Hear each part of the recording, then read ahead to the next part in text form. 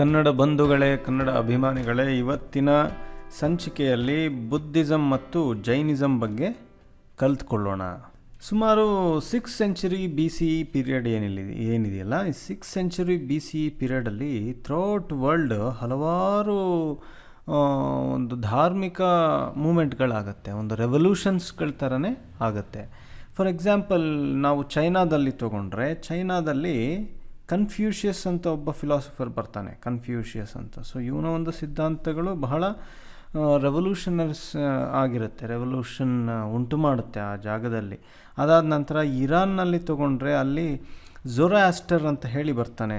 ಆ ಝೊರಾಸ್ಟರ್ನ ಸಿದ್ಧಾಂತಗಳು ಕೂಡ ಅಲ್ಲಿ ಸಾಕಷ್ಟು ಮಟ್ಟಿಗೆ ಸಾಮಾಜಿಕವಾಗಿ ಮತ್ತು ಧಾರ್ಮಿಕವಾಗಿ ಹಲವಾರು ಬದಲಾವಣೆಗಳನ್ನು ತರ್ತದೆ. ಅದಾದ ನಂತರ ಗ್ರೀಸಲ್ಲಿ ನಾವು ನೋಡಿದ್ರೆ, ಗ್ರೀಸ್ನಲ್ಲಿ ಪರ್ಮೆನಿಡಸ್ ಅಂತ ಹೇಳಿ ಅವನೊಬ್ಬ ಫಿಲಾಸಫರ್ ಹುಟ್ಟುತ್ತಾನೆ. ಸೊ ಇವರೆಲ್ಲ ಏನು ಮಾಡಿದ್ರು ಅಂದರೆ, ಆಗಿನ ಕಾಲದಲ್ಲಿ ಇದ್ದಂತಹ ಒಂದು ಸಾಮಾಜಿಕ ಮತ್ತು ಧಾರ್ಮಿಕ ಪದ್ಧತಿಗಳನ್ನು ಪ್ರಶ್ನೆ ಮಾಡಿದರು, ಅದರಲ್ಲಿ ಇರ್ತಕ್ಕಂತಹ ಮಾರಲ್ ವ್ಯಾಲ್ಯೂಸ್ಗಳನ್ನು ಪ್ರಶ್ನೆ ಮಾಡಿದ್ರು, ಅದರಲ್ಲಿ ಇರ್ತಕ್ಕಂತಹ ಒಂದು ಎಥಿಕಲ್ ಕ್ವಶನ್ಸ್ಗಳನ್ನು ಅವ್ರೇನು ಮಾಡಿದ್ರು, ಎತ್ತಿ ಹಿಡಿದ್ರು ಸಮಾಜದಲ್ಲಿ. ಇದು ಒಳ್ಳೆಯದಾ ಕೆಟ್ಟದಾ ಅಂತ ಹೇಳಿ ತೋರಿಸ್ಲಿಕ್ಕೆ ಒಂದು ರೆವಲ್ಯೂಷನ್ ಅಂತ ಅಂದ್ಕೊಳ್ಬೋದು, ಒಂದು ರೆಬೆಲಿಯನ್ ಆಗಿದ್ದರು ಅಂತ ಹೇಳಿ ನಾವು ಸಮಾಜದಲ್ಲಿ ಅಂದ್ಕೊಳ್ಬೋದು ಆಗಿನ ಕಾಲದಲ್ಲಿ. ಇದೇ ಟೈಮ್ನಲ್ಲಿ ನಮ್ಮ ಭಾರತದಲ್ಲೂ ಕೂಡ ಏನಾಗುತ್ತೆ, ಬುದ್ಧ ಮತ್ತು ಮಹಾವೀರರ ಒಂದು ಇನ್ಫ್ಲೂಯೆನ್ಸ್ ಕೂಡ ಆಗುತ್ತೆ. ಬುದ್ಧಿಸಮ್ ಮತ್ತು ಜೈನಿಸಮ್ಮು ಬಹಳಷ್ಟು ಮಟ್ಟಿಗೆ ಸಮಾಜದಲ್ಲಿ ಬದಲಾವಣೆಯನ್ನು ತಂದು ಬಿಡುತ್ತೆ. ಈ ಧರ್ಮಗಳು ಯಾವುದಕ್ಕೆ ಒತ್ತು ಕೊಟ್ಟವು ಅಂತಂದರೆ, ನಿಜವಾದ ಒಂದು ಸಂತೋಷ ಹೊರಗಿನ ಮಟೀರಿಯಲ್ ಪ್ರಾಪರ್ಟಿನಲ್ಲಿಲ್ಲ, ಹೊರಗಡೆ ಇರುವಂತಹ ವೆಲ್ತ್ನಲ್ಲಿಲ್ಲ, ಸಂಪತ್ನಲ್ಲಿಲ್ಲ, ಪ್ರಾಪಂಚಿಕ ಐಶ್ವರ್ಯದಲ್ಲಿಲ್ಲ. ವೆಲ್ತ್ ಅನ್ನೋದು ನಿಜವಾದ ಸಂತೋಷ ಅನ್ನೋದು. ನಿಜವಾದ ಸಂತೋಷ ಯಾವುದರಲ್ಲಿದೆ ಅಂತಂದರೆ, ಅದು ನಾನ್ ವೈಲೆನ್ಸ್ನಲ್ಲಿದೆ, ಚಾರಿಟಿನಲ್ಲಿದೆ. ಚಾರಿಟಿ ಅಂತಂದರೆ ಎಲ್ಲದನ್ನು ಸೆಲ್ಫಿಶ್ ಥರ ಎಲ್ಲ ಅಕ್ಯುಮುಲೇಟ್ ಮಾಡ್ಕೊಳೋದಲ್ಲ, ಇರೋದನ್ನು ಬೇರೆಯವ್ರಿಗೂ ಉಪಯೋಗ ಆಗಲಿ ಅಂತ ಕೊಡೋದರಲ್ಲಿ ಸಂತೋಷ ಇದೆ. ಗುಡ್ ಸೋಷಿಯಲ್ ಕಂಡಕ್ಟ್ನಲ್ಲಿ ಇದೆ ಅಂತಂದರೆ, ಒಳ್ಳೆಯ ಸಾಮಾಜಿಕ ನಡತೆಯಲ್ಲಿ ನಿಜವಾದಂತಹ ಸಂತೋಷ, ಆನಂದ ತುಂಬಿರೋದು ಅಂತ ಹೇಳಿ ಈ ಬುದ್ಧಿಸಮ್ ಮತ್ತು ಜೈನಿಸಮ್ ಹೇಳುತ್ತೆ. ಈ ಬುದ್ಧಿಸಮ್ ಜೈನಿಸಮ್ ಹುಟ್ಟಿದಂಥ ಕಾರಣ ಏನು ಅನ್ನೋದನ್ನು ನಾವು ತಿಳ್ಕೊಳ್ಬೇಕು. ಅಂದರೆ ಯಾವುದೋ ಒಂದು ಚೇಂಜಸ್ ಬರಬೇಕಾಗಿರುತ್ತೆ ಸಮಾಜದಲ್ಲಿ. ಅಂತಹ ಚೇಂಜಸ್ ಯಾಕೆ ಬರುತ್ತೆ, ಆಗಿನ ಕಂಡೀಷನ್ ಏನಿತ್ತು, ಆ ಕಂಡೀಷನ್ಗೋಸ್ಕರ ಏನಾಗುತ್ತೆ, ಒಂದು ಬದಲಾವಣೆ ಬರುತ್ತೆ ಪ್ರತಿ ಹಂತದಲ್ಲೂ, ಪ್ರತಿ ಕಾಲದಲ್ಲೂ. ಸೊ ಆಗಿನ ಕಾಲ ಯಾವ ಥರ ಇತ್ತು, ಈ ಬದಲಾವಣೆ ಜೈನಿಸಮ್ ಮತ್ತು ಬುದ್ಧಿಸಮ್ ಹುಟ್ಟೋದಕ್ಕೆ ಕಾರಣ ಏನು ಅನ್ನೋದನ್ನು ನೋಡೋಣ. ಆ ಕಾಲದಲ್ಲಿ ಏನಾಗಿತ್ತು ಅಂತಂದರೆ, 4 ವರ್ಣಗಳಿದ್ವು ಅಂತ ಹೇಳಿ ನಾವು ಗಮನಿಸಿದ್ವಿ. ಆ 4 ವರ್ಣಗಳಲ್ಲಿ ಡಾಮಿನೇಷನ್ ಆಗ್ತಾ ಬಂತು. ಯಾರ್ದು ಅಂತಂದರೆ ಬ್ರಾಹ್ಮಣಸ್ದು ಡಾಮಿನೇಷನ್ ಆಗ್ತಾ ಬಂತು. ಅವರಿಗೆ ಸಾಕಷ್ಟು ಕಡೆ ಗಿಫ್ಟ್ಗಳನ್ನು, ವೆಲ್ತ್ಗಳನ್ನು ಅವರು ಸುಲಭವಾಗಿ ಪಡಿತಾ ಇದ್ರು. ಆ ಪ್ರೀಸ್ಲಿ ಕ್ಲಾಸ್ ಏನಿರ್ತಾ ಇದ್ರಲ್ಲ, ಅವರು ಒಂದು ಪ್ರಿವಿಲೇಜಸ್ನ ಎಂಜಾಯ್ ಮಾಡ್ತಾಯಿದ್ರು ಸೊಸೈಟಿನಲ್ಲಿ. ನಾವು ನೋಡಿದ್ವಿ, ಯಾವುದು ಅಂತಂದರೆ ಈ ಕ್ರಿಮಿನಲ್ ಲಾಸ್ ಆಗಲಿ, ಸಿವಿಲ್ ಲಾಸ್ ಆಗಲಿ, ಅದರಲ್ಲಿ ಇವ್ರಿಗೆ ಒಂದು ರೀತಿ ಎಕ್ಸ್ಕ್ಯೂಸ್ ಇತ್ತು, ಇವರಿಗೆ ಸಪರೇಟ್ ಆದಂತಹ ಒಂದು ಟ್ರೀಟ್ಮೆಂಟ್ ಇರ್ತಾಯಿತ್ತು. ಇಷ್ಟಲ್ಲೇ ಕ್ಷತ್ರಿಯಾಸ್ ಏನಿದ್ರಲ್ಲ, ಆ ಕ್ಷತ್ರಿಯಾಸು ಅವರು ಸೈಡ್ ಲೈನ್ ಆಗೋಕ್ಕೆ ಸ್ಟಾರ್ಟ್ ಆಯಿತು. ಅಂದರೆ ಇವರಿಗೆ ಒಂದು ಇನ್ಫೀರಿಯರ್ ಕಾಂಪ್ಲೆಕ್ಸ್, ಇವರು ಸುಪೀರಿಯರ್ ಆಗಿದ್ದಾರೆ ಅನ್ನುವಂಥ ಒಂದು ಫೀಲಿಂಗ್ ಕ್ಷತ್ರಿಯಾಸ್ನಲ್ಲಿ ಬರೋದಕ್ಕೆ ಸ್ಟಾರ್ಟ್ ಆಯಿತು. ಯಾಕೆಂದರೆ ಈ ರಿಚುವಲಿಸ್ಟಿಕ್ ಡಾಮಿನೇಷನ್ ಇರ್ತಾಯಿತ್ತು ಇವ್ರದ್ದು. ಸಾಂಪ್ರದಾಯಿಕವಾಗಿ ಒಂದು ಪ್ರಭುತ್ವವನ್ನು ಅವ್ರು ತೋರಿಸ್ತಾ ಇದ್ರು. ಸೊ ನಮಗೆ ಇನ್ನೊಂದು ಅಬ್ಸರ್ವ್ ಮಾಡ್ಬೋದು ಅಂತಂದರೆ, ಬುದ್ಧಿಸಮ್ನ ಒಬ್ಬ ಬುದ್ಧ ಏನಿದಾನಲ್ಲ ಮತ್ತು ಜೈನಿಸಮ್ನ ಲೀಡರು ಮಹಾವೀರ ಏನಿದ್ದಾನಲ್ಲ, ಇವರಿಬ್ಬರೂ ಕೂಡ ನಾನ್ ಬ್ರಾಹ್ಮಿನ್ ಕಮ್ಯುನಿಟಿಯಿಂದ ಬಂದಂಥವರು ಅನ್ನೋದನ್ನು ಗಮನಿಸ್ಬೋದು. ಯಾಕೆ ಅಂತಂದರೆ ಅಲ್ಲಿ ಬ್ರಾಹ್ಮಿನ್ ಸುಪೀರಿಯಾರಿಟಿ ಇತ್ತು. ಅಷ್ಟಲ್ಲದೆ ಬುದ್ಧ ಮತ್ತು ಮಹಾವೀರ ಈ ಬ್ರಾಹ್ಮಿನಿಸ್ಟಿಕ್ ಡಾಮಿನೇಷನ್ನ ಅಪೋಸ್ ಮಾಡ್ತಾರೆ. ಅಪೋಸ್ ಮಾಡೋದ್ರಿಂದ ನಮಗೆ ಅರ್ಥ ಆಗುತ್ತೆ ಅಲ್ಲಿ ಎಷ್ಟು ಮಟ್ಟಿಗೆ ಸಪ್ರೆಷನ್ ಇತ್ತು, ಅವರ ಒಂದು ಡಾಮಿನೇಷನ್ ಎಷ್ಟು ಮಟ್ಟಿಗೆ ಇತ್ತು ಅನ್ನೋದು ನಾವು ತಿಳ್ಕೊಳ್ಬಹುದು. ಅಷ್ಟು ಅಲ್ಲದೇ ಬುದ್ಧಿಸ್ಟ್ ಕೆಲವು ಪಾಲಿಟೆಕ್ಸ್ಟ್ಗಳಲ್ಲಿ ಈ ಡಾಮಿನೇಷನ್ ಬಗ್ಗೆ ಕೂಡ ಕೊಡ್ತಾರೆ. ಆ ಒಂದು ಸುಪೀರಿಯಾರಿಟಿ ಇತ್ತು ಬ್ರಾಹ್ಮಿನ್ಸ್ ಇದರಲ್ಲಿ, ಅದನ್ನು ಈ ಪಾಲಿಟೆಕ್ಸ್ಟ್ಗಳಲ್ಲಿ ಚೇಂಜ್ ಮಾಡ್ತಾರೆ. ಅಂದರೆ ಈ 4 ವರ್ಣಸಲ್ಲಿ ಫಸ್ಟ್ ಬ್ರಾಹ್ಮಣ, ನೆಕ್ಸ್ಟ್ ಕ್ಷತ್ರಿಯ ಅಂತ ಇರುತ್ತೆ. ಬಟ್ ಆದರೆ ಈ ಪಾಲಿಟೆಕ್ಸ್ಟ್ಗಳಲ್ಲಿ ಫಸ್ಟ್ ಕ್ಷತ್ರಿಯನ್ನ ಹಾಕ್ಬಿಡ್ತಾರೆ.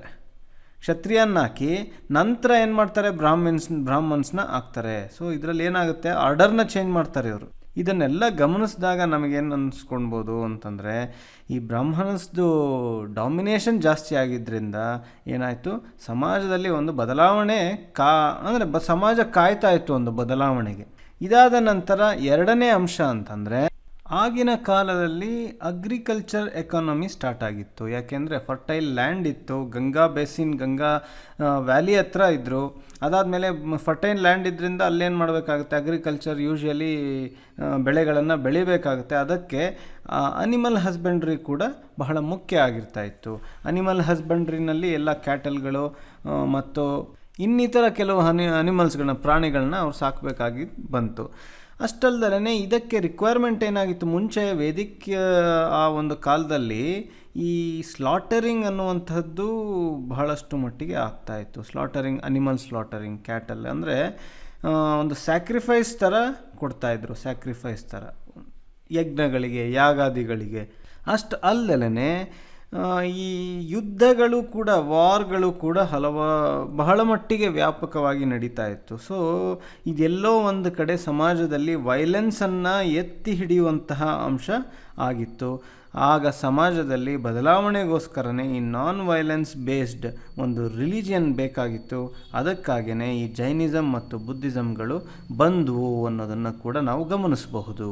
ಮೂರನೇ ಅಂಶವಾಗಿ ನೋಡಿದರೆ, ಬುದ್ಧಿಸಮ್ ಮತ್ತು ಜೈನಿಸಮ್ನ ಪ್ರೈಮರಿಲಿ ಸಪೋರ್ಟ್ ಮಾಡಿದ್ದು ಯಾವ ಕಮ್ಯುನಿಟಿ ಅಂತಂದರೆ, ಯಾವ ವರ್ಣದವರು ಅಂತಂದರೆ ವೈಶ್ಯಾಸ್, ಅಂದರೆ ವ್ಯಾಪಾರಸ್ಥರೇನಿದ್ರಲ್ಲ ಇವರು ಸಪೋರ್ಟ್ ಮಾಡ್ತಾಯಿದ್ರು. ಯಾಕೆ ಅಂತಂದರೆ ಕ್ಷತ್ರಿಯರಾಗಲಿ ಬ್ರಾಹ್ಮಣರಾಗಲಿ ಇವ್ರದ್ದು ಡಾಮಿನೇಷನ್ ಬೇರೆ ಥರ ಇರ್ತಿತ್ತು.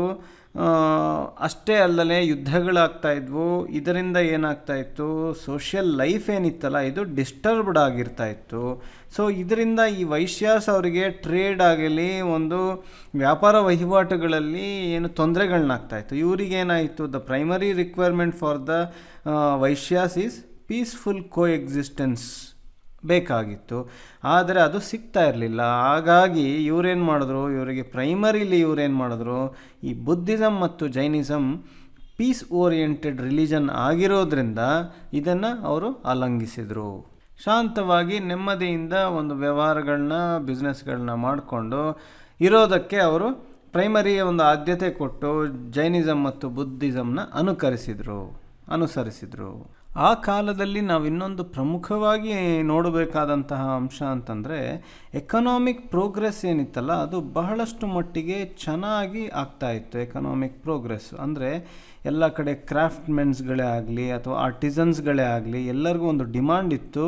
ಬೇರೆ ಬೇರೆ ಕಡೆ ಬೇರೆ ಬೇರೆ ಪ್ರದೇಶದಿಂದ ಟ್ರೇಡ್ನ ಒಂದು ಸಂಬಂಧ, ವ್ಯಾಪಾರ ವಹಿವಾಟುಗಳ ಸಂಬಂಧ ನಡೀತಾ ಇದ್ದಿದ್ದರಿಂದ ಸಾಕಷ್ಟು ಡಿಮಾಂಡ್ ಕ್ರಿಯೇಟ್ ಆಗಿತ್ತು. ಹಾಗೂ ವೈಶ್ಯಾಸ್ ಬರ್ತಾ ಅವರು ಒಂದು ಸೊಸೈಟಿನಲ್ಲಿ ಒಂದು ರಿಚ್ ಸ್ಟೇಟಸ್ನ ಪಡ್ಕೊಳೋದಕ್ಕೆ ಸ್ಟಾರ್ಟ್ ಮಾಡಿದ್ರು ಆಲ್ರೆಡಿ.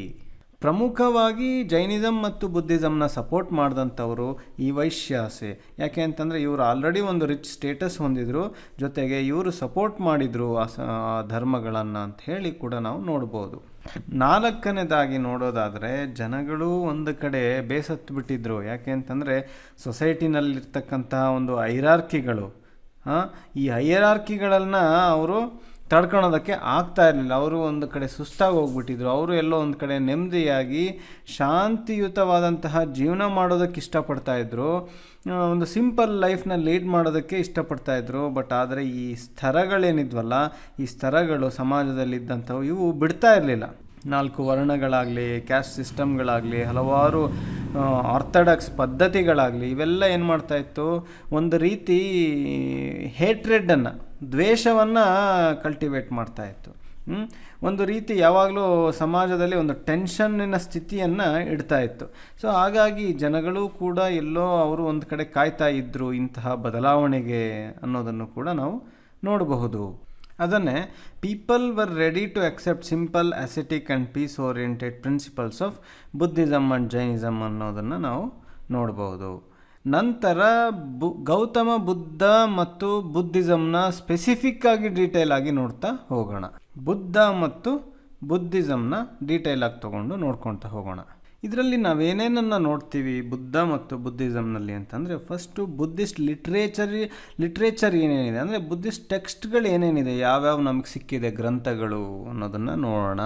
ಅದನ್ನು ಯಾರ್ಯಾರು ಬರೆದಿದ್ದಾರೆ, ಅದರಲ್ಲಿ ಏನೇನು ಇದೆ ಅನ್ನೋದನ್ನು ಸ್ವಲ್ಪ ಮಟ್ಟಿಗೆ ನೋಡೋಣ. ಅದಾದ ನಂತರ ಬುದ್ಧನ ಒಂದು ಜೀವನ ಯಾವ ಥರ ಇತ್ತು ಅನ್ನೋದನ್ನ ಬಗ್ಗೆ ನಾವು ನೋಡೋಣ. ಅದಾದ ನಂತರ ಬುದ್ಧ ಹೇಳಿದ್ದಂತಹ ಪ್ರಿನ್ಸಿಪಲ್ಸ್ಗಳೇನು, ಅವನ ತತ್ವ ಏನು ಅನ್ನೋದು. ಅದಾದ ನಂತರ ಬುದ್ಧಿಸಮ್ ಮತ್ತು ಬ್ರಹ್ಮನಿಸಮ್ ಬಗ್ಗೆ ಇರುವಂತಹ ಅಂತರಗಳು ಮತ್ತು ವ್ಯತ್ಯಾಸಗಳನ್ನು ಸ್ವಲ್ಪ ಮಟ್ಟಿಗೆ ಗಮನಿಸೋಣ. ಅದಾದಮೇಲೆ ಬುದ್ಧಿಸಮ್ ಅಷ್ಟರ ಮಟ್ಟಿಗೆ ಯಾಕೆ ಆ ಕಾಲದಲ್ಲಿ ಸ್ಪ್ರೆಡ್ ಆಯಿತು, ಅದರ ಕಾರಣಗಳೇನು ಅನ್ನೋದು. ಅದಾದ ನಂತರ ಯಾಕೆ ಅದು ಡಿಕ್ಲೈನ್ ಆಯಿತು, ಕಡಿಮೆ ಆಗ್ತಾ ಬಂತು ಕೊನೆಗೆ ಅದರ ಇನ್ಫ್ಲುಯೆನ್ಸು, ಅದು ಯಾಕೆ ಡಿಕ್ಲೈನ್ ಆಯಿತು ಅಂತ ಇಷ್ಟನ್ನು ನಾವು ಗಮನಿಸ್ತಾ ಹೋಗೋಣ ಒಂದೊಂದೇ ಹಂತವಾಗಿ. ಈಗ ಮೊದಲನೇದಾಗಿ ಅರ್ಲಿ ಬುದ್ಧಿಸ್ಟ್ ಲಿಟ್ರೇಚರ್ ಏನೇನು ಸಿಕ್ಕಿದೆ ಅನ್ನೋದನ್ನು ನೋಡೋಣ. ನಮಗೆ ಸಿಕ್ಕಂತಹ ಈ ಬುದ್ಧಿಸ್ಟ್ ಲಿಟ್ರೇಚರ್ಗಳನ್ನು 2 ಗ್ರೂಪ್ ಆಗಿ ಡಿವೈಡ್ ಮಾಡ್ಬೋದು. ಯಾವುದದು ಅಂತಂದರೆ, ಒಂದು ಕೆನಾನಿಕಲ್ ಟೆಕ್ಸ್ಟ್ ಅಂತ ಹೇಳಿ, ಇನ್ನೊಂದು ನಾನ್ ಕೆನಾನಿಕಲ್ ಟೆಕ್ಸ್ಟ್ ಅಂತ ಹೇಳಿ. ಕೆನಾನಿಕಲ್ ಟೆಕ್ಸ್ಟ್ ಅಂತಂದರೆ ಈ ಒಂದು ಗ್ರಂಥಗಳಲ್ಲಿ, ಈ ಒಂದು ಸಾಹಿತ್ಯದಲ್ಲಿ ನಾವೇನನ್ನು ಕಾಣ್ಬೋದು ಅಂತಂದರೆ, ಡೈರೆಕ್ಟಾಗಿ ಯಾವುದೋ ಒಂದು ರೂಪದಲ್ಲಿ, ಡೈರೆಕ್ಟ್ ಅಥವಾ ಇಂಡೈರೆಕ್ಟಾಗಿ ಒಂದಾದರೂ ಅಥವಾ ಇನ್ನೊಂದು ವೇನಲ್ಲಿ ಏನಾಗ್ತಾಯಿತ್ತು, ಗೌತಮ ಬುದ್ಧನ ಬಗ್ಗೆ ಆ ಸಾಹಿತ್ಯ ಇತ್ತು. ನಾನ್ ಕೆನಾನಿಕಲ್ ಟೆಕ್ಸ್ಟ್ ಅಂದರೆ ಏನು ಆಗಿದ್ರೆ, ನಾನ್ ಕೆನಾನಿಕಲ್ ಅಥವಾ ಇದನ್ನು ಸೆಮಿ ಕೆನಾನಿಕಲ್ ಅಂತಲೂ ಕೂಡ ಕರೀತಾರೆ. ಅಂದರೆ ಇದು ಡೈರೆಕ್ಟಾಗಿ ಬುದ್ಧನ ಹೇಳಿಕೆಗಳಾಗಿರ್ತಾ ಇರಲಿಲ್ಲ, ಇವು ಬುದ್ಧನ ಸೇಯಿಂಗ್ಸ್ ಆಗಿರ್ತಿರಲಿಲ್ಲ, ಬದಲಾಗಿ ಇದು ಕಾಮೆಂಟ್ರೀಸ್ಗಳಾಗಿರ್ತಾ ಇತ್ತು. ಅಂತಂದರೆ ಒಂದು ಟ್ರಿಟೈಸ್, ಒಂದು ಧರ್ಮದ ಯಾವುದೋ ಒಂದು ಶಾಸ್ತ್ರದ ಗ್ರಂಥ ಇತ್ತು, ಧಮ್ಮಪದ ಇತ್ತು, ಇದಕ್ಕೆ ಬರೆದಂತಹ ಕಾಮೆಂಟ್ರಿ ಆಗಿರ್ತಾ ಇತ್ತು. ಅಷ್ಟೇ ಅಲ್ಲದೆ ಅದು ಕೂಡ ಐತಿಹಾಸಿಕವಾಗಿ ಕೆಲವು ಮಾಹಿತಿಗಳನ್ನು ಒಳಗೊಂಡಿರ್ತಾ ಇತ್ತು, ಕೆಲವು ಕೋಟ್ಸ್ಗಳನ್ನು, ಹೇಳಿಕೆಗಳನ್ನು ಒಳಗೊಂಡಿರ್ತಾ ಇತ್ತು, ಕೆಲವು ಡೆಫಿನೇಷನ್ಗಳನ್ನು ಒಳಗೊಂಡಿರ್ತಾ ಇತ್ತು, ಗ್ರಾಮರ್ಸ್ಗಳನ್ನು ಒಳಗೊಂಡಿರ್ತಾ ಇತ್ತು. ಸೊ ಇದನ್ನು ನಾನ್ ಕೆನಾನಿಕಲ್ ಅಥವಾ ಸೆಮಿ ಕೆನಾನಿಕಲ್ ಟೆಕ್ಸ್ಟ್ ಅಂತ ಹೇಳಿ ಕರಿಬಹುದು. ಈ ಕೆನಾನಿಕಲ್ ಟೆಕ್ಸ್ಟ್ಗೆ ಉದಾಹರಣೆ ಅಂತಂದರೆ ನಾವು ತ್ರಿಪೀಟಕ ಅನ್ನುವಂತಹ ಬುಕ್ಸ್ಗಳು. ಈ ತ್ರಿಪೀಟಕದಲ್ಲಿ ಏನಿದೆ ಅಂತಂದರೆ, ಸಂಪೂರ್ಣ ಬುದ್ಧಿಸಮ್ ಬಗ್ಗೆ ಎಲ್ಲ ಮಾಹಿತಿಗಳು ಕೂಡ ಈ ತ್ರಿಪೀಟಕಸ್ನಲ್ಲಿ ಬರುತ್ತೆ. ಈ ನಾನ್ ಕೆನಾನಿಕಲ್ ಟೆಕ್ಸ್ಟ್ಗಳು ಬರೀ ಪಾಲಿ ಲ್ಯಾಂಗ್ವೇಜಲ್ಲಿ ಅಥವಾ ಬೇರೆ ಲ್ಯಾಂಗ್ವೇಜಲ್ಲಿ ಮಾತ್ರ ಸಿಗ್ತಾ ಇರಲಿಲ್ಲ, ಅದು ಟಿಬೆಟನ್ ಲ್ಯಾಂಗ್ವೇಜಲ್ಲಿ ಇತ್ತು, ಚೈನೀಸ್ ಲ್ಯಾಂಗ್ವೇಜಲ್ಲಿತ್ತು. ಅದಾದ ನಂತರ ಇನ್ನೂ ಬೇರೆ ಸಾಕಷ್ಟು ಈಸ್ಟ್ ಏಷ್ಯನ್ ಲ್ಯಾಂಗ್ವೇಜ್ ಏನಿದೆಯಲ್ಲ, ಆ ಈಸ್ಟ್ ಏಷ್ಯನ್ ಲ್ಯಾಂಗ್ವೇಜಸ್ಗಳಲ್ಲೂ ಕೂಡ ಇದು ಸಿಕ್ಕಿದೆ. ಉದಾಹರಣೆಯಲ್ಲಿ ನೋಡೋದಾದರೆ ನಾನ್ ಕೆನಾನಿಕಲ್ ಟೆಕ್ಸ್ಟ್ಗೆ ನಮಗೆ ಒಂದು ಉತ್ತಮ ಉದಾಹರಣೆ, ಬಹಳ ಮುಖ್ಯವಾದಂಥದ್ದು ಯಾವುದು ಸಿಗೋದು ಅಂತಂದರೆ, ಅದು ಮಿಲಿಂದಪನು ಅಂತೇಳಿ. ಇದು ಯಾವ ಲ್ಯಾಂಗ್ವೇಜಲ್ಲಿದೆ ಅಂತಂದರೆ, ಅದು ಪಾಲಿ ಲ್ಯಾಂಗ್ವೇಜಲ್ಲಿದೆ. ಈ ಬುಕ್ನಲ್ಲಿ ಏನಿದೆ ಅಂತಂದರೆ, ಇದೊಂಥರ ಡೈಲಾಗ್ ಇದೆ. ಅಂತಂದರೆ ಈ ಇಂಡೋ ಗ್ರೀಕ್ನ ಒಬ್ಬ ರಾಜ ಇರ್ತಾನೆ, ಅವನ ಹೆಸರು ಮಿಲಿಂಡಾ ಅಂತೇಳಿ. ಆ ಮಿಲಿಂಡಾ ಅಥವಾ ಮಿಯಾಂಡರ್ ಅಂತ ಹೇಳಿ ಕರಿಬೋದು. ಇವನು ಮತ್ತು ಇನ್ನೊಬ್ಬ ಬುದ್ಧಿಸ್ಟ್ ಮಾಂಕ್ ಸನ್ಯಾಸಿ, ಅವನು ಯಾರಿದ್ದಾನೆ, ನಾಗಸೇನ, ಇವರಿಬ್ಬರು ನಡುವೆ ನಡೆದಂತಹ ಚರ್ಚೆಯನ್ನು ಏನು ಮಾಡಿದ್ದಾರೆ, ಇದೊಂದು ಮಿಲಿಂದಪನು ಅಂತ ಹೇಳಿ ಬುಕ್ಸ್ ಮಾಡಿದ್ದಾರೆ. ಸೊ ಇದನ್ನು ನಮಗೆ ಗೊತ್ತಿರಬೇಕು ಇದ್ರ ಬಗ್ಗೆ. ಇದೇ ರೀತಿ ಇನ್ನೂ ಹಲವಾರು ಸಿಗುತ್ತೆ. ಎರಡನೇದಾಗಿ ನೋಡೋದಾದರೆ ವಿಶುದ್ಧಿ ಮಗ್ಗ ಅಂತೇಳಿ ಇನ್ನೊಂದು ನಾನ್ ಕೆನಾನಿಕಲ್ ಟೆಕ್ಸ್ಟ್ ಸಿಗುತ್ತೆ. ಅನಂತರ ನೋಡೋದಾದರೆ ಇನ್ನೂ ಕೆಲವು ಉದಾಹರಣೆಗಳು ನಮಗೆ ಸಿಗ್ತದೆ. ನಾನ್ ಕೆನಾನಿಕಲ್ ಟೆಕ್ಸ್ಟ್ಗಳು ಯಾವ್ಯಾವುದು ಅಂತ ನೋಡೋದಾದರೆ ವಿಶುದ್ಧಿ ಮಗ್ಗ ಅಂತ ಹೇಳಿ ಒಂದು ಸಿಗುತ್ತೆ, ಇದನ್ನು ಬರೆದಂಥವನು ಬುದ್ಧ ಘೋಷ. ಅದಾದಮೇಲೆ ನೆತ್ತಿ ಪ್ರಕರಣ ಅಂತ ಸಿಗುತ್ತೆ, ಇದು ಕೂಡ ಒಂದು ಬುಕ್ ಆಫ್ ಗೈಡೆನ್ಸ್. ವಿಶುದ್ಧ ಮಗ್ಗ ಅಂತಂದರೆ ಅ ಪಾತ್ ಫಾರ್ ಪ್ಯೂರಿಟಿ ಅಂತ, ಅಂದರೆ ಎನ್ಲೈಟನ್ಮೆಂಟ್ಗೆ ಒಂದು ದಾರಿ ಅಂತ ಹೇಳಿ ಇದರ ಅರ್ಥ. ನೆತ್ತಿ ಪ್ರಕರಣ ಅಂತೇಳಿ ಇನ್ನೊಂದು ಬುಕ್ ಸಿಗುತ್ತೆ, ಇದು ಗೈಡೆನ್ಸ್, ಅಂದರೆ ಯಾವ ರೀತಿ ಇರಬೇಕು, ಯಾವ ರೀತಿ ಹೋಗಬೇಕು ಜೀವನದಲ್ಲಿ, ನಿಧಾನ ಕಥಾ ಅಂತೇಳಿ ಸಿಗುತ್ತೆ. ಇದು first connected life story of ಬುದ್ಧನ ಒಂದು ಚರಿತ್ರೆ, ಅವನ ಒಂದು ಜೀವನ ಚರಿತ್ರೆ ಇದೆ. ಅದಾದ ನಂತರ ಸಿಗುವಂಥದ್ದು ದೀಪವಂಶ ಮತ್ತು ಮಹಾವಂಶ ಅಂತ ಹೇಳಿ, ಇದು ಪಾಲಿ ಲ್ಯಾಂಗ್ವೇಜಲ್ಲಿದೆ. ಇದರಲ್ಲಿ ಐತಿಹಾಸಿಕವಾಗಿ ಬುದ್ಧನ ಒಂದು ಲೈಫ್ ಯಾವ ಥರ ಇತ್ತು ಅನ್ನೋದ್ರ ಜೊತೆಗೆ ಬುದ್ಧಿಸ್ಟ್ ಕೌನ್ಸಿಲ್ಗಳಾಗತ್ತೆ, ಸಭೆಗಳಾಗತ್ತೆ. ಆ ಸಭೆಗಳು, ಮಹಾಸಭೆಗಳು ಮತ್ತು ಅಶೋಕನ ಬಗ್ಗೆ ಅಷ್ಟೇ ಅಲ್ಲದೇ ಬುದ್ಧಿಸಮ್ ಯಾವ ರೀತಿ ಶ್ರೀಲಂಕಾಕ್ಕೆ ಹೋಯಿತು ಅನ್ನೋದ್ರ ಬಗ್ಗೆ ಕೂಡ ಇದರಲ್ಲಿ ಸಾಕಷ್ಟು ಮಾಹಿತಿಗಳು ಸಿಗುತ್ತದೆ. ಅದಾದ ನಂತರ ಸಿಗುವಂಥದ್ದು ಮಹಾವಸ್ತು ಅನ್ನುವಂತಹ ಒಂದು ಗ್ರಂಥ. ಇದು ಸಂಸ್ಕೃತ ಮತ್ತು ಪ್ರಾಕೃತ ಲ್ಯಾಂಗ್ವೇಜಲ್ಲಿದೆ. ಇದರಲ್ಲಿ ಕೂಡ ಒಂದು ಬಯೋಗ್ರಫಿ ಆಫ್ ಬುದ್ಧ ಇದೆ. ಸೊ ಹೀಗೆ ಹಲವಾರು ನಮಗೆ ನಾನ್ ಕೆನಾನಿಕಲ್ ಟೆಕ್ಸ್ಟ್ಗಳು ಕೂಡ ಸಿಗ್ತದೆ. ಅದೇ ರೀತಿ ಕೆನಾನಿಕಲ್ ಟೆಕ್ಸ್ಟ್ಗಳು ಕೂಡ ಹಲವಾರಿದೆ. ಕೆನಾನಿಕಲ್ ಟೆಕ್ಸ್ಟ್ ಯಾವುದು ಅಂತ ನೋಡೋಣ. ತ್ರಿಪೀಠಕ ಅಂತಂದರೆ ಇದು ಒಂದು ಕೆನಾನಿಕಲ್ ಟೆಕ್ಸ್ಟ್. ತ್ರಿಪೀಠಕ ಅಂತಂದರೆ 3 ಬ್ಯಾಸ್ಕೆಟ್ ಅಥವಾ 3 ಕಲೆಕ್ಷನ್ ಅಂತ ಹೇಳಿ. ಈ ತ್ರಿಪೀಠಕದಲ್ಲಿ ನಮಗೇನು ಸಿಗ್ತದೆ, ಮೊದಲು ಅಂದರೆ ಬುದ್ಧ ಇದ್ದಂತಹ ಕಾಲ ಮತ್ತು ಬುದ್ಧನ ಜಸ್ಟ್ ಅವನ ಡೆತ್ ಆದ ನಂತರ ಏನು ಅವನ ಟೀಚಿಂಗ್ಸ್ನ ಕನ್ಸಾಲಿಡೇಟ್ ಮಾಡಿ ಬರೀತಾರಲ್ಲ, ಒರಿಜಿನಲ್ ಆಗಿರುತ್ತಲ್ಲ, ಅಂತಹ ಟೀಚಿಂಗ್ಸ್ಗಳು, ಅಂತಹ ಕಂಪೈಲೇಷನ್ಗಳು ಇದರಲ್ಲಿ ಸಿಗ್ತದೆ ನಮಗೆ. ಅದು ತ್ರಿಪೀಠಕದಲ್ಲಿ. ಮಾಂಗ್ಗಳೇನು ಬುದ್ಧಿಸ್ಟ್ ಸನ್ಯಾಸಿಗಳೇನಿದ್ರಲ್ಲ, ಅವನ ಬುದ್ಧನ ಟೀಚಿಂಗ್ನ, ಬುದ್ಧ ಹೇಳಿರುವಂಥ ತತ್ವಗಳನ್ನು 3 ಭಾಗವಾಗಿ ವಿಂಗಡಿಸಿ ಅದನ್ನು ಬರೀತಾರೆ. ಹಾಗಾಗಿ ಈ 3 ಭಾಗವನ್ನು 3 ಬ್ಯಾಸ್ಕೆಟ್ಗಳು ಅಥವಾ 3 ಕಲೆಕ್ಷನ್ಗಳು ಅಂತ ಹೇಳಿ ಕರೀತಾರೆ. ಅದು ಯಾವ್ದ್ಯಾವುದು ಅಂತಂದರೆ ಸುತ್ತ ಪೀಠಕ, ವಿನಯ ಪೀಠಕ ಮತ್ತು ಅಭಿಧಮ್ಮ ಪೀಠಕ ಅಂತ ಹೇಳಿ. ಸುತ್ತ ಪೀಠಕ ಅಂತಂದರೆ ಕನ್ವೆನ್ಷನಲ್ ಟೀಚಿಂಗ್, ಅಂದರೆ ಬುದ್ಧ ಹೇಳಿದಂತಹ ಒಂದು ಟೀಚಿಂಗ್ಸ್ಗಳೇನಿದ್ವಲ್ಲ ಅದು ಇದೆ ಅದರಲ್ಲಿ. ವಿನಯ ಪೀಠಕ ಅಂತಂದರೆ ಒಂದು ಡಿಸಿಪ್ಲಿನರಿ ಕೋಡ್ಸ್, ಅಂತಂದರೆ ಬುದ್ಧಿಸ್ಟ್ ಸನ್ಯಾಸಿಗಳು ಯಾವ ರೀತಿ ನಡ್ಕೊಳ್ಬೇಕು, ಯಾವ ರೀತಿ ಬದುಕಬೇಕು, ಏನು ಮಾಡಬೇಕು ಏನು ಮಾಡಬಾರ್ದು ಅನ್ನುವಂತಹ ಒಂದು ರೂಲ್ಸ್ ಆ್ಯಂಡ್ ರೆಗ್ಯುಲೇಷನ್ ಇರ್ತಕ್ಕಂಥದ್ದು ವಿನಯ ಪೀಠಿಕ. ಅಭಿಧಮ್ಮ ಪೀಠಿಕ ಅಂತಂದರೆ ಇದು ಮಾರಲ್ ಸೈಕಾಲಜಿ, ಅಂತಂದರೆ ನೈತಿಕತೆಯನ್ನು ಒಳಗೊಂಡಿರ್ತಕ್ಕಂಥ ಯಾವುದು ಒಳ್ಳೆಯದು ಯಾವುದು ಕೆಟ್ಟದ್ದು ಏನು. ಸೊ ಈ ರೀತಿ ಇರುವಂಥದ್ದು ಅಭಿಧಮ್ಮ ಪೀಠಕ ಅಂತ ಹೇಳಿ ಕರೀತಾರೆ. ಮೊದಲನೆಯ ಸುತ್ತ ಪೀಠಕವನ್ನು ಬುದ್ಧ ಹೇಳಿದಂತಹ ಸಂಗತಿಗಳು ಅಂತ ಹೇಳಿ ನಾವು ಹೇಳ್ಬೋದು. ಅದನ್ನು ಬುದ್ಧ ವಚನ ಅಂತ ಹೇಳಿ ಕೂಡ ಕರೀತಾರೆ. ಅದರಲ್ಲಿ ಬುದ್ಧ ಹೇಳಿರುವಂಥದ್ದನ್ನ ಅದು ಯಾವ ಥರ ಇದೆ ಅಂತಂದರೆ ಒಂದು ಡೈಲಾಗ್ ಡಿಸ್ಕಷನ್ ಥರ ಇದೆ. ಅಂದರೆ ಯಾರೋ ಒಬ್ಬ ಕ್ವಶನ್ ಮಾಡ್ತಾನೆ, ಅದಕ್ಕೆ ಬುದ್ಧ ಆನ್ಸರ್ ಮಾಡಿರುವಂತಹ ರೀತಿ ಡೈಲಾಗ್ ಫಾರ್ಮೆಟ್ನಲ್ಲಿ ಇರುವಂಥದ್ದು ಇದು ಸುತ್ತ ಪೀಠಕ. ಇದನ್ನು ಆಲ್ಮೋಸ್ಟ್ ಎಲ್ಲ ಬುದ್ಧಿಸ್ಟ್ ಸ್ಕೂಲ್ಗಳು ಕೂಡ ಇದನ್ನು ಅಕ್ಸೆಪ್ಟ್ ಮಾಡಿಕೊಂಡಿದೆ. ಆಲ್ಮೋಸ್ಟ್ ಎಲ್ಲೋ ಒಂದೋ ಎರಡೋ ಒಂದು ಸ್ವಲ್ಪ ರಿಜೆಕ್ಟ್ ಮಾಡ್ಬೋದು ಇದರಲ್ಲಿ ಸ್ವಲ್ಪ ಕಂಟೆಂಟ್ಗಳನ್ನು, ಆದರೆ ಆಲ್ಮೋಸ್ಟ್ ಎಲ್ಲ ಬುದ್ಧಿಸ್ಟ್ ಸ್ಕೂಲ್ಗಳು ಕೂಡ ಅದನ್ನು ಅಕ್ಸೆಪ್ಟ್ ಮಾಡಿಕೊಂಡಿದೆ ಅನ್ನೋದು ವಿಶೇಷ ಸಂಗತಿ. ಇದಾದ ನಂತರ ಬರುವಂಥದ್ದು ವಿನಯ ಪೀಠಕ. ಇದು ಒಂದು ಡಿಸಿಪ್ಲಿನರಿ ಕೋಡ್ ಆಗಿರುತ್ತೆ. ಇದು ಒಂದು ರೂಲ್ಸ್ ಫಾರ್ ಮಾಂಕ್ಸ್, ಅಲ್ಲಿರುವಂತಹ ಸನ್ಯಾಸಿನಿಯರಿಗೆ ಒಂದು ರೂಲ್ಸ್ ಆಗಿರ್ತಾ ಇತ್ತು. ಆ ಸಂಘದಲ್ಲಿರುವಂಥವ್ರಿಗೆ ಒಂದು ರೂಲ್ಸ್ಗಳಾಗಿತ್ತು. ಇದರಲ್ಲಿ ಏನೇನು ಇರ್ತಾ ಇತ್ತು ಅಂತಂದರೆ ಇದರಲ್ಲಿ ಪತಿಮೊಕ್ಕ ಅಂತ ಹೇಳಿ, ಅಂದರೆ ಅದು ಯಾವ ಥರ ಅಡೆತಡೆಗಳು ಬರ್ತಾ ಇತ್ತು ಒಬ್ಬ ಸನ್ಯಾಸಿಯ ಜೀವನದಲ್ಲಿ, ಅದನ್ನು ಯಾವ ರೀತಿ ಫೇಸ್ ಮಾಡಬೇಕು, ಏನನ್ನು ನಾವು ಅಡಾಪ್ಟ್ ಮಾಡ್ಕೊಳ್ಬೇಕು ಅನ್ನೋದು ಇದರಲ್ಲಿ ಇರ್ತಾಯಿತ್ತು. ವಿನಯ ಪೀಠಕದಲ್ಲಿ ಇಷ್ಟಲ್ಲದೆ ರೂಲ್ಸ್ಗಳನ್ನು ಅಲ್ಲದೇ ಅದನ್ನು ಬಿಟ್ಟು ಕೂಡ ಹಲವಾರು ಡಾಕ್ಟ್ರಿನ್ಸ್ಗಳಿರ್ತಾಯಿತ್ತು. ಅದರಲ್ಲಿ ಹಲವಾರು ಕತೆಗಳು ಕೂಡ ಇರ್ತಾಯಿತ್ತು. ಅಂದರೆ ಜತಕ ಸ್ಟೋರೀಸ್ ಅಂತ ಬರುತ್ತೆ, ಬಯೋಗ್ರಫಿಕಲ್ ಸ್ಟೋರೀಸ್ಗಳು ಕೂಡ ಇರ್ತಾಯಿತ್ತು ಅನ್ನೋದನ್ನು ನಾವು ಗಮನಿಸ್ಬೋದು. ಅದಾದ ನಂತರ ಅಭಿಧಮ್ಮ ಪೀಠಿಕಾದಲ್ಲಿ ಏನಿದೆ ಅಂತಂದರೆ, ಈ ಅಭಿಧಮ್ಮ ಪೀಠಿಕಾ ಅಂತಂದರೆ ಬ್ಯಾಸ್ಕೆಟ್ ಆಫ್ ಹೈಯರ್ ಟೀಚಿಂಗ್ಸ್ ಅಂತ. Abhidhamma ಪೀಠಿಕಾನ basket of higher teachings ಅಂತ ಕರೀತಾರೆ. ಅಂದರೆ ಇದರಲ್ಲಿ ಏನು ಮಾಡಿದ್ದಾರೆ ಅಂತಂದರೆ ಬುದ್ಧನ ಒಂದು ಟೀಚಿಂಗ್ನ ಭಾಳ ಡೀಪಾಗಿ ಸ್ಟಡಿ ಮಾಡಿ ಅದನ್ನು ರಿಸರ್ಚ್ ಮಾಡಿ ಏನು ಮಾಡಿದ್ದಾರೆ, ಅದನ್ನು ಸಮ್ಮರೀಸ್ನ ಮಾಡಿದ್ದಾರೆ. ಆ ಸುತ್ತ ಪೀಠಕ ಏನಿದೆಯಲ್ಲ, ಈ ಸುತ್ತ ಪೀಠಕಾಗೆ ಹಲವಾರು ಸಮ್ಮರೀಸ್ಗಳನ್ನ ಕೊಟ್ಟಿದ್ದಾರೆ. ಅದನ್ನು ಡೀಟೇಲಾಗಿ ಎಕ್ಸ್ಪ್ಲೇನ್ ಮಾಡಿದ್ದಾರೆ. ಕ್ವೆಶ್ಚನ್ ಆ್ಯಂಡ್ ಆನ್ಸರ್ ಫಾರ್ಮೆಟ್ನಲ್ಲಿ ಹೇಳಿದ್ದಾರೆ, ಲಿಸ್ಟ್ಗಳನ್ನ ಹೇಳಿದ್ದಾರೆ. ಸೊ ದಟ್ ಈಸಿ ಆಗಲಿ, ಅರ್ಥ ಆಗಲಿಕ್ಕೆ ಅಂತ ಹೇಳಿ ಈಸಿ ಆಗಲಿ ಅಂತ ಹೇಳಿದ್ದಾರೆ. ಸೊ ಇಷ್ಟೆಲ್ಲ ಏನಾಗಿದೆ ಅಭಿಧಮ್ಮ ಪೀಠಕದಲ್ಲಿ ಇದೆ. ನಾವು ತ್ರಿಪೀಠಕ ನೋಡಿದ್ವಿ. ತ್ರಿಪೀಠಕ ಅಂತ 3 ಬ್ಯಾಸ್ಕೆಟ್ಸ್ ಆಫ್ ಟೀಚಿಂಗ್ ಅನ್ನು ನೋಡಿದ್ವಿ. ಈ ತ್ರಿಪೀಠಕಗಳು ಮತ್ತೆ ಡಿವೈಡ್ ಆಗುತ್ತೆ. ಈ ತ್ರಿಪೀಠಕಗಳನ್ನು ಮತ್ತೆ ಏನು ಮಾಡ್ತಾರೆ, ನಿಕಾಯಾಸ್ ಅಂತ ಹೇಳಿ ಬುಕ್ಗಳನ್ನ ಡಿವೈಡ್ ಮಾಡ್ತಾರೆ. ತ್ರಿಪೀಠಕ ಡಿವೈಡೆಡ್ ಇಂಟು ನಿಕಾಯಾಸ್ ಅಂತ ಹೇಳ್ಬೋದು. ಈ ನಿಕಾಯಾಸ್ನ ಮತ್ತೆ ಅದರೊಳಗೇ ಹಲವಾರು ನಿಕಾಯಾಸ್ ಅಂದರೆ ಬುಕ್ಸ್ಗಳನ್ನು ನಾವು ನೋಡ್ಬೋದು. ಹಲವಾರು ಕಾನ್ಸೆಪ್ಟ್ಗಳ ಮೇಲೆ ಹಲವಾರು ಬುಕ್ಸ್ಗಳನ್ನು ನೋಡ್ಬೋದು. ಉದಾಹರಣೆಗೆ ತೆಗೆದುಕೊಂಡ್ರೆ ನಾವು ಸುತ್ತ ಪೀಠಿಕಾ ಅದನ್ನು ಕನ್ಸಿಡರ್ ಮಾಡಿದ್ರೆ, ಸುತ್ತ ಪೀಠಿಕಾ ಏನು, ಮೊದಲನೇ ಪೀಠಿಕಾ, ಇದನ್ನು ಕನ್ಸಿಡರ್ ಮಾಡ್ಕೊಂಡ್ರೆ ಇದರಲ್ಲಿ ನಮಗೆ ಹಲವಾರು ನಿಕಾಯಗಳು ಸಿಗುತ್ತೆ. ಅದರಲ್ಲಿ 5 ನಿಕಾಯ ಸಿಗುತ್ತೆ ಸುತ್ತ ಪೀಠಕದಲ್ಲಿ. 5 ಯಾವ್ಯಾವು ಅಂದರೆ, ಒಂದು ದಿಗ್ಗ ನಿಕಾಯ ಅಂತೇಳಿ ಸುತ್ತ ಪೀಠಕದ 5 ನಿಕಾಯಗಳು. 5 ನಿಕಾಯ ಅಂತಂದರೆ ಬುಕ್ಸ್ಗಳು ಅಂತ, 5 ಗ್ರೂಪ್ ಆಫ್ ಬುಕ್ಸ್ಗಳು ಅಂತೇಳಿ. ಈ ಮೊದಲನೇದು ದಿಗ್ಗ ನಿಕಾಯ ಅಂತ, ಇದು collection of long discourses. Madhyama Nikaya ಅಂತಂದರೆ collection of medium length discourses. Samyukta Nikaya ಅಂತಂದರೆ ಕಲೆಕ್ಷನ್ ಆಫ್ ಕಿಂಡರ್ಡ್ ಸೇಯಿಂಗ್ಸ್, ಕೆಲವು ಹೇಳಿಕೆಗಳು. ಅಂಗುತ್ತರ ನಿಕಾಯ ಅಂತಂದರೆ discourses arranged according to the numbers ಅಂತ. ಕುದ್ದಕ ನಿಕಾಯ ಅಂತಂದರೆ ಇದು ಸ್ಮಾಲರ್ ಕಲೆಕ್ಷನ್ಸ್ಗಳು ಅಂತ ಹೇಳಿ.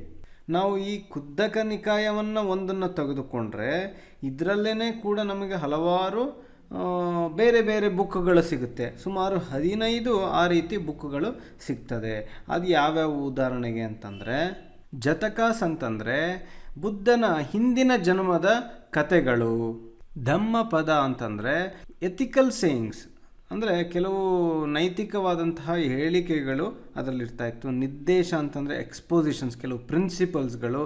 ಬುದ್ಧ ವಂಶ ಅಂತಂದರೆ ಈ ಬುಕ್ಸ್ಗಳಲ್ಲಿ ಬುದ್ಧನ ಒಂದು ಐತಿಹಾಸಿಕ ಚರಿತ್ರೆ ಇರ್ತಾ ಇತ್ತು.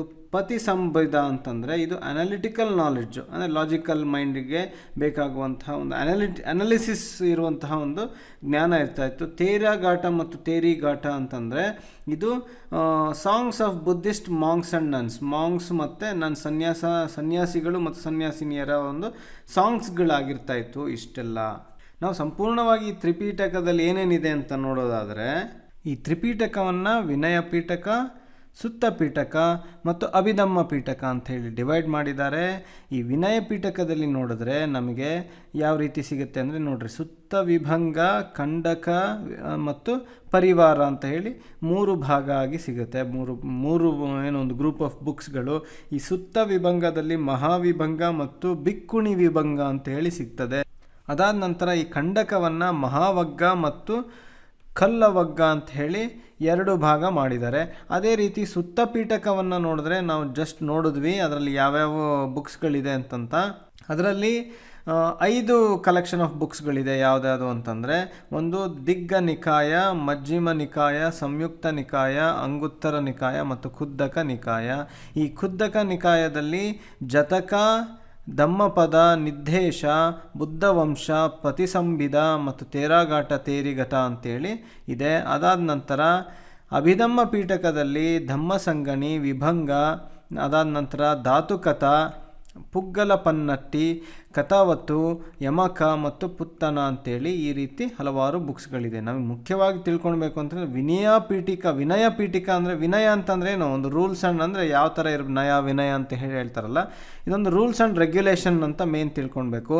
ಸುತ್ತ ಅಂತಂದರೆ ಇದು ಸೂತ್ರಗಳು ಅಂತ, ಅಂದರೆ ಬುದ್ಧ ಹೇಳಿರುವಂತಹಂಥದ್ದನ್ನು ಡಿಸ್ಕೋರ್ಸನ್ನು ಸೂತ್ರದ ರೀತಿ ಇಟ್ಟಿದ್ದಾರೆ ಅಂತೇಳಿ.